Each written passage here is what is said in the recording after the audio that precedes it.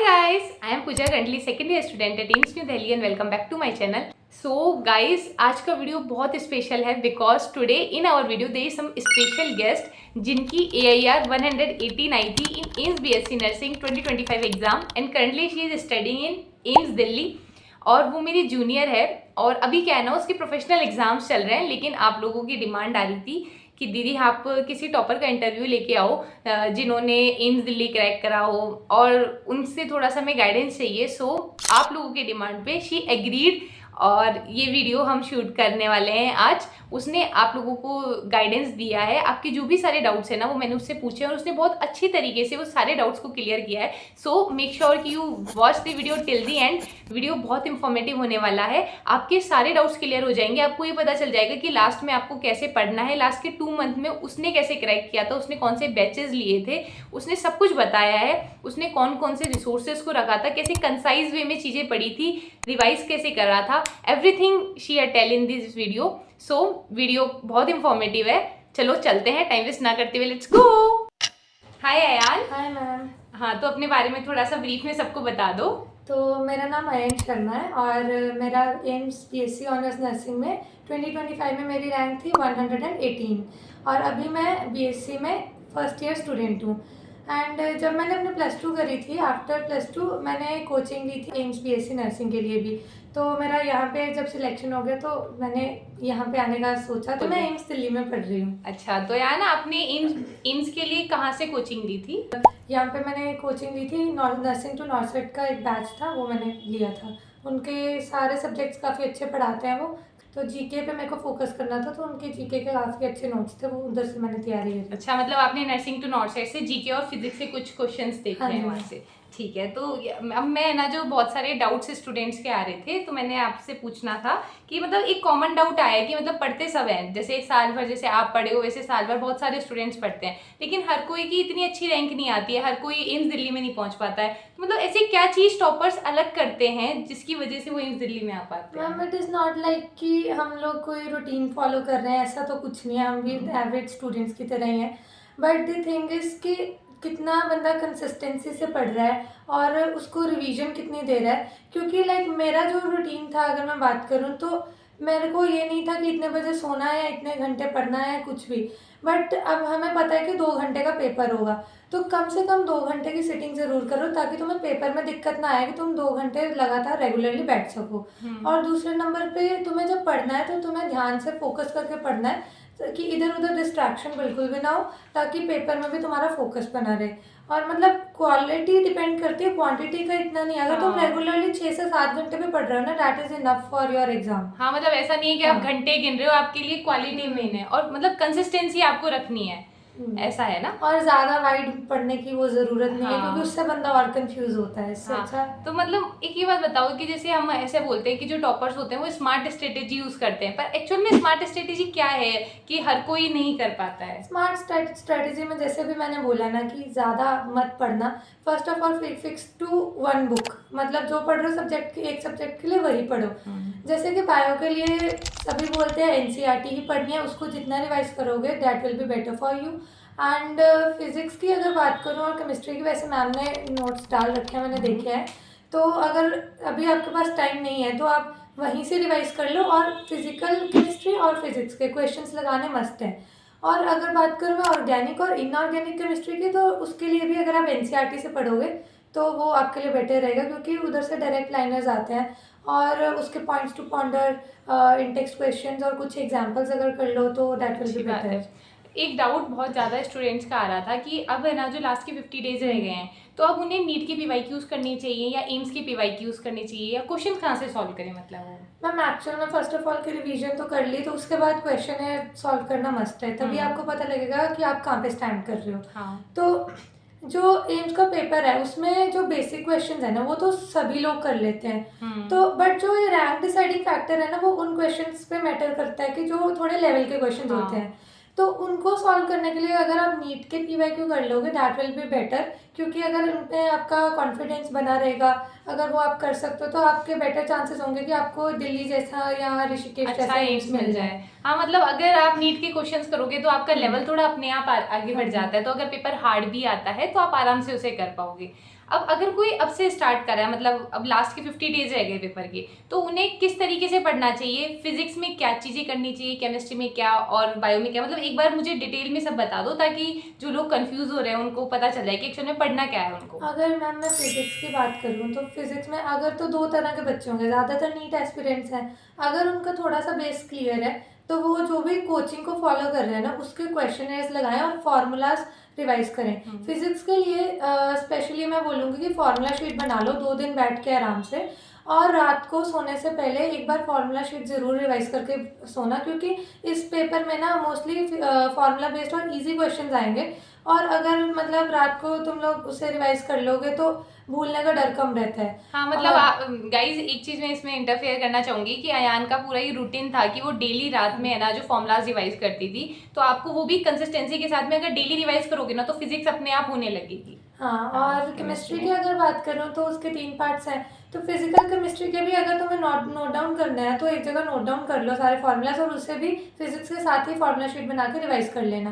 और उसके क्वेश्चन लगाना उसके तो मस्ट है। और ऑर्गेनिक और इनऑर्गेनिक केमिस्ट्री के लिए तुम एमटीजी वगैरह के क्वेश्चंस लगा लेना, या फिर अगर मैम के नोट्स हैं वो पढ़ के मतलब नर्सिंग टू नॉर्सेट के क्वेश्चंस भी अच्छे होते हैं, उनको लगा लेना।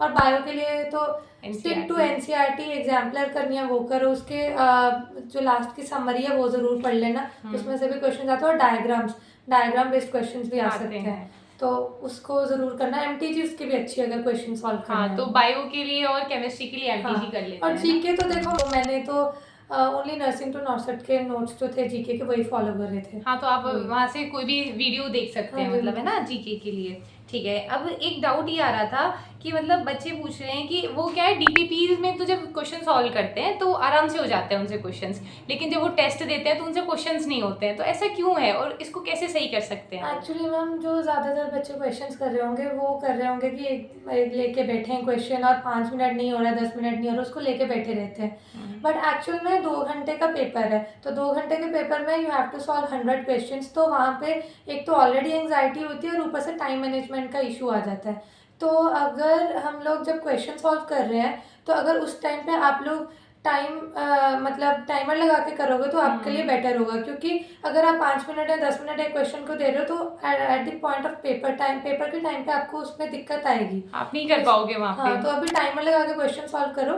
लाइक गिव टाइम, लाइक कि 1 मिनट में फिजिक्स का एक क्वेश्चन हो जाना चाहिए और 10 सेकंड्स में बायो का एक क्वेश्चन हो जाना चाहिए। हाँ, मतलब नहीं तो वहाँ पे पेपर में एंजाइटी होती है, उस टाइम पे नेगेटिव भी हो जाएंगी। हाँ, नेगेटिव मार्किंग। हाँ, नेगेटिव मार्किंग से याद आया, एक और डाउट मेरे पास था कि हमारी नेगेटिव मार्किंग बहुत ज़्यादा होती है, हम उसे कैसे कम करें?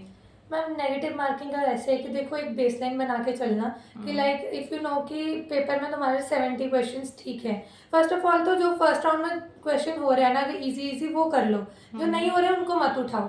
सेकंड राउंड में जब आते हो वो क्वेश्चंस में अगर उस लगाने से पहले तुम देख लो तुम्हारे 70 क्वेश्चंस ठीक है, तुम्हें लगभग 8-9 नंबर और चाहिए, तो जो तुम्हारे लीस्ट डाउटफुल क्वेश्चंस है उसको लगा लो। और अगर नहीं कर पा रहे, अगर तुम्हारे उस 70 नंबर से नीचे बेसलाइन जा रही है तो तुम लोग भाई रिस्क नहीं ले सकते हैं, क्योंकि उसमें नेगेटिव मार्किंग होगी और तुम्हें मतलब इशू होगा, नंबर और कम हो जाएंगे। सिलेक्शन तो अगर रिस्क लेना है तो 70 मान के चलो, अगर इसके ऊपर अगर है तो डाउटफुल क्वेश्चंस को मार्क कर दो, कम रिस्क है, नहीं तो मत करो। और एक अयान ने जो बोला कि आपको पेपर को 2 अटेम्प्ट में मतलब करना है, एक बार पहला गो थ्रू जाएगा जिसमें आप जो 100% जो क्वेश्चंस हैं जो आते हैं उनको करना है, और जो सेकंड वाला है होगा उसमें जो डाउटफुल क्वेश्चंस है जो ऐसा लग रहा है कि 2 ऑप्शंस में डाउट है उनको करना है, राइट? ऐसा बोलना चाह रहे हैं ना? ठीक है। और एक और डाउट बहुत ज़्यादा आ रहा था, तो अयान ये बताओ जैसे हमारे साथ में क्या हुआ था 2024 में ऑर्गेनिक ज़्यादा आई थी, तो 2025 में केमिस्ट्री में क्या ज़्यादा आया था, और अगर फिजिकल ज़्यादा आती है या कम आती है तो कैसे क्वेश्चंस आते हैं फिजिकल के? एक्चुअली मैम फिजिकल हमारे टाइम पे तो कम आई थी और इसके क्वेश्चंस काफ़ी फार्मूला बेस्ड हैं, सिंपल क्वेश्चंस होंगे, फार्मूला याद होगा तो बड़ी आराम से फिजिकल केमिस्ट्री हो जाएगी। और हमारे टाइम पे ऑर्गेनिक और इनऑर्गेनिक काफ़ी आई थी, बट वो भी एनसीईआरटी बेस्ड थी। अगर एनसीईआरटी के तुम इन टेक्स्ट क्वेश्चंस वगैरह और लास्ट पॉइंट्स टू पॉन्डर वगैरह भी ढंग से कर रहे हो ना तो बहुत आराम से हो जाएगा और उसके कंसेप्ट एनसीईआरटी बेस्ड क्लियर होने चाहिए। हाँ, और जो फिजिकल है उसमें बस फॉर्मूला शीट्स हाँ, कर लें तो हो जाएगा। हाँ जी, फॉर्मूला फॉर्मूला शीट्स शीट्स। करके और कैलकुलेटिव जो क्वेश्चंस होते हैं, जो फॉर्मूला बेस्ड क्वेश्चंस होते हैं, और उनको वो करना टाइमर है। लगा के करना, क्योंकि ऐसे ज़्यादा टाइम लोगे तो वो उस टाइम में सॉल्व नहीं होंगे प्रेशर के टाइम हाँ पे। ठीक है। एक है ना, जो बहुत सारे जो एम्स की जो तैयारी करते हैं ना, वो स्टूडेंट्स हिंदी मीडियम वाले स्टूडेंट्स होते हैं, तो उनको ऐसा लगता है कि जैसे हमने मान लो पेपर क्लियर भी कर लिया दीदी, तो फिर हम वहाँ पे पढ़ पाएंगे, हमसे हो जाएगा, क्योंकि यहाँ पे सब कुछ इंग्लिश में होता है। तो तुम्हारे बैच में ऐसा है? क्योंकि मतलब हमारे बैच में भी ऐसे हिंदी मीडियम वाले स्टूडेंट्स हैं, और वो कैसे कर लेते हैं, क्या वो ये बताओ थोड़ा, उनको कॉन्फिडेंस आ एक्चुअल जाएगा। है ना, है हमारे बैच में भी हिंदी मीडियम वाले काफ़ी स्टूडेंट्स हैं एंड उनको स्टार्टिंग में लाइक दिक्कत आई थी, बट हमारे यहाँ पे टीचर्स हैं, लाइक इंग्लिश का एक तो सब्जेक्ट भी है और टीचर्स इतने कोऑपरेटिव है कि उनको स्पेशली उनको अटेंशन दी जाती है और वो बड़े आराम से अब कोप अप कर रहे हैं, हमारे साथ मिक्सअप भी अच्छे से हो गए हैं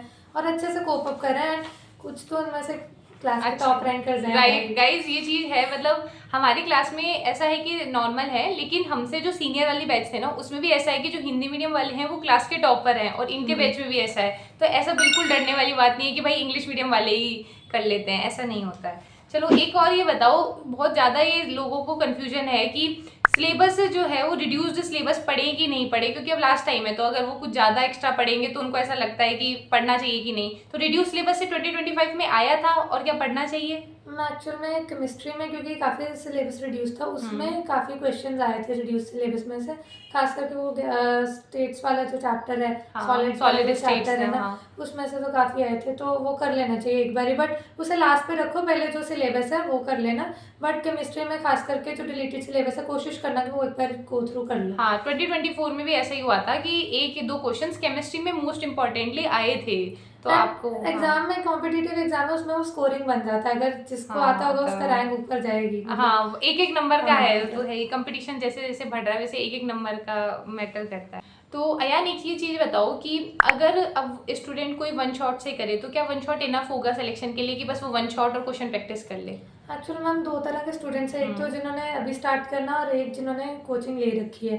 तो जिन्होंने का तो मतलब बेस है, तो वो तो अगर वन शॉट से पढ़ें तो उनके काफ़ी डाउट्स क्लियर हो जाएंगे, उन्हें अच्छे से रिवाइज हो जाएगा। बट जिनका बेस क्लियर नहीं है उनका मतलब उनको अच्छे से एक बार ही करना पड़ेगा एंड मैम के जो नोट्स हैं अगर वहाँ से पढ़ लो, क्योंकि वो नोट्स काफ़ी ईजी हैं, तो उधर से पढ़ लोगे तो वहाँ से भी हो जाएगा। बट हाँ, वन शॉट वही प्रेफर करें जिनका पहले से बेस क्लियर है, क्योंकि ऐसे तुम और कंफ्यूज हो सकते हाँ, हैं। मतलब सिलेबस कंप्लीट नहीं होगा और अभी तुम्हें भटकना नहीं है, तुम रैंडमली कोई भी चीज़ें उठाओगे वहां से पढ़ोगे, तुम्हें चीज़ें समझ में नहीं आएगी, तुम भटक जाओगे, सिलेबस नहीं हो पाएगा। अब ये बताओ कि स्टूडेंट से ये पूछना चाह रहे हैं कि अगर अब से वो स्टार्ट करे, जैसे जो एम्स वाले स्टूडेंट्स होते हैं, फिर कुछ 12th पास आउट जो स्टूडेंट्स होते हैं वो लास्ट के 2 मंथ में स्टार्ट करते हैं, जैसे तुमने बताया कि तुमने लास्ट 2 मंथ में ही प्रिपरेशन करी थी, तो अगर कोई लास्ट 2 मंथ में आपसे स्टार्ट करे, तो अगर वो बहुत एकदम अच्छे से मेहनत करे तो उसका सिलेक्शन हो सकता है, उसे एम्स दिल्ली में सीट मिल सकती है? यस मैम, ये बहुत ही मतलब सच में बता रहे, मेरे साथ खुद को साथ हुआ है कि लाइक अब मैंने एनसीईआरटी पढ़नी शुरू करी थी, लास्ट 2 मंथ्स में मैंने 2 बार एनसीईआरटी बायो की कंप्लीट करी है। तो ढंग से अगर एनसीईआरटी विद डायग्राम्स तुम वो करते हो बायो की, तो बायो तो तुम्हारी कंप्लीट हो जाती है, 30 में तो 30 ला सकते हो तुम आराम से। मतलब जैसे 32 चैप्टर्स है, तो डेली आप एक एक चैप्टर भी करोगे तो आराम से हो जाएंगे। और मैंने जैसे मैम ने बताया कि मैं रोज फार्मूला शीट्स पढ़ती थी फिजिक्स की, तो फार्मूला शीट्स अगर रोज रात को रिवाइज करोगे और उसके क्वेश्चंस लगाओगे चैप्टर वाइज, तो तुम्हारे रोज के रोज चैप्टर्स कंप्लीट होते जाएंगे एंड आराम से फिजिक्स पे कर लोगे। जीके के लिए मैंने जैसे बोला, नर्सिंग टू नॉसेट के नोट्स पढ़ते रहना, थोड़े थोड़े रोज रोज या हफ्ते में 2-3 ऐसे पढ़ लेना। तो मैंने खुद में मतलब लास्ट 2 मंथ में एक्चुअली मैं बता रही हूँ क्लियर करा है, तो ये बड़े आराम से हो जाएगा। और केमिस्ट्री के लिए तो मैंने इतना नहीं, पर ऊपर ऊपर से इनऑर्गेनिक ऑर्गेनिक एक बार ही पढ़ ली थी अपनी एनसीईआरटी से। फिजिकल तो मैं प्रैक्टिस करती रहती थी, क्योंकि मैं फॉर्मूलाज रिवाइज करती थी और फिजिक्स के साथ ही उसके क्वेश्चंस लगाती रहती थी। तो अगर एम्स के लिए हम कोई चैनल की बात करें तो नर्सिंग टू नॉर्सेट अच्छा रहेगा। नर्सिंग टू अच्छा, और मैम के नोट्स भी अच्छे हैं, और विजय एजुकेशन या फिर मेड इन बायो भी ये ठीक है, मतलब आप कर सकते हो यहाँ से भी। अब ये बताओ, जब तुम पेपर दे के आई थी तो तुम्हें लगा था तुम्हारी इतनी अच्छी AAR आ जाएगी, तुम्हें एम्स दिल्ली मिल जाएगा? एक्चुअली मैम मेरे को ये नहीं लगा था कि एम्स दिल्ली मिलेगा, बट इतना मेरे को मतलब कॉन्फिडेंस था मेरा में कि मेरा हो जाएगा, कोई ना कोई तो मिल जाएगा। क्योंकि बट अभी मैं आपको बताती हूँ, जीके की बात करूँ, मैंने तो सिर्फ 5 क्वेश्चन अटेम्प्ट करे थे, बट बाकी पेपर मैंने इतने अच्छे से करा था कि मेरे को पता था नेगेटिव मार्किंग कम होगी, उसका ज़रूर ध्यान रखना है। तो मेरे को इतना पता था कोई ना कोई तो एम्स में ले जाऊंगी मतलब। हाँ मतलब वही है कि अगर आप वो 90 मार्क्स का पोर्शन अच्छे से अटेम्प्ट करते हैं तो 10 मार्क्स इतने मैटर नहीं करते हैं। अगर 90 वाला ही आपके हाथ में नहीं है तो फिर 10 मार्क्स भी कुछ नहीं कर पाएंगे। ये बताओ यहाँ आके कैसा लग रहा है एम्स दिल्ली में आके, सीनियर्स कैसे मिले तो बताओ कैसा। बहुत अच्छे है मतलब रैगिंग होती है तुम्हारी? इधर रैगिंग वगैरह तो नहीं होती है क्योंकि अच्छा। मतलब उसके अगेंस्ट वैसे बहुत स्ट्रिक्ट रूल है इधर एंटी रैगिंग वही हमसे है। मिलने भी नहीं दिया जाता है हाँ। 1 महीने के लिए। हाँ, हमारे यहाँ पे एंटी रैगिंग पीरियड होता है, उसमें हाँ, हमारे पे भी teachers आते काफी हैं। रिस्ट्रिक्शंस होती हैं। हम भी नहीं But मिलते, हाँ, सीनियर्स भी नहीं मिलते हैं। सीनियर्स पे भी, जूनियर्स पे भी मतलब वो होते हैं, नए नए बच्चे आए तो उनको भी थोड़ा संभाल के रखते हैं। टीचर्स आते हाँ, हैं। टीचर्स हॉस्टल में चेक करने आते हैं, कुछ हो तो नहीं रहा, कुछ हुआ तो बता दो मतलब। और बाकी हमें एक्सपेक्टेशन के अकॉर्डिंग काफ़ी अच्छा था, मतलब उससे ज़्यादा बेटर था। और रिलेटिव्स को भी लगता है एम्स दिल्ली में बच्चा पढ़ रहा है, मतलब मतलब काफ़ी अच्छा स्टैंडर्ड है इधर का। और तुम्हारी को करिकुलर एक्टिविटीज़ के लिए भी सही है, जिम भी ज्वाइन कर सकते हो, स्विमिंग पूल के लिए भी है। नीचे हमारे हॉस्टल में रिक्रिएशन रूम है, अगर डांस वगैरह किसी को करना है, काफ़ी अच्छा है। और शेड्यूल थोड़ा सा हेक्टिक है बट रेपुटेशन बहुत है मतलब। और कोई ऐसा भी नहीं है कुछ की डिस्क्रिमिनेशन है सीनियर्स में, उसमें कुछ ऐसा नहीं है। सीनियर्स बहुत अच्छे और हेल्पफुल है। और भाई पेपर्स के लिए सीनियर्स से ही तुम मदद ले सकते हो, ऐसा तो कुछ पेपर भी नहीं कर पाओगे। सही बात है, मतलब सीनियर से आपको बनानी तो बना के रखनी है। तो फिर अच्छा लग रहा है मतलब यहाँ के हैं। हाँ जी मैम, बहुत तो अच्छा थोड़ा सा इनको मोटिवेट कर दो। भाई और गाइस, खास करके पंजाब वाले लोग आ जाए यहाँ पे। हमारे बैच में खुद हम लोग 3 ही हैं मतलब। यहाँ पे नॉर्थ इंडिया से अभी कम ही है, ज्यादातर यहाँ पे राजस्थान और यूपी और बिहार से हैं बच्चे। हाँ। तो मतलब पर अच्छा है यहाँ पे। और पैकेजेस तो सभी को पता है, आगे जाके क्यों ही आए हम लोग यहाँ मतलब पे। 6 घंटे के बाद में आपको सैलरी इतनी अच्छी हाँ, मिल रही 6 है। घंटे की सारी जॉब होगी। वही तो। बाकी अच्छा है ऑल ओवर। तुम लोगों को उस पास बहुत टाइम तो नहीं है बट बहुत तुम लोग यहाँ पे फेस्ट भी होते हैं और को करिकुलर एक्टिविटीज कॉलेज है, डे पढ़ाई सब भी है, होता है, कॉलेज फंक्शंस भी बहुत होते हैं, मतलब तुम थक जाओगे। हाँ, तैयार होने के मौके बहुत मिलेंगे फोटोज खिंचवाने के। और अयान स्पेशली इसलिए बोल रही है क्योंकि सब उसको ऐसा है सब पंजाबी यहाँ पे आ हाँ, जाओ, पंजाबी आ जाओ वो please। अकेला महसूस कर रही है। तो थैंक यू अयान। और मैंने आप लोगों को सारे जो डाउट्स थे आपके वो क्लियर कर दिए हैं। अयान ने बहुत अच्छे से आपके सारे डाउट्स को बताया। अगर कोई और डाउट हो तो आप कमेंट सेक्शन में मुझसे पूछ लेना, मैं रिप्लाई कर दूंगी। अगर कोई स्पेसिफिक डाउट होगा तो अयान को मैं मैसेज कर दूंगी, वो खुद रिप्लाई करेगी मेरी आईडी से, ठीक है। Okay guys, thank you Ayaan, bye bye bye.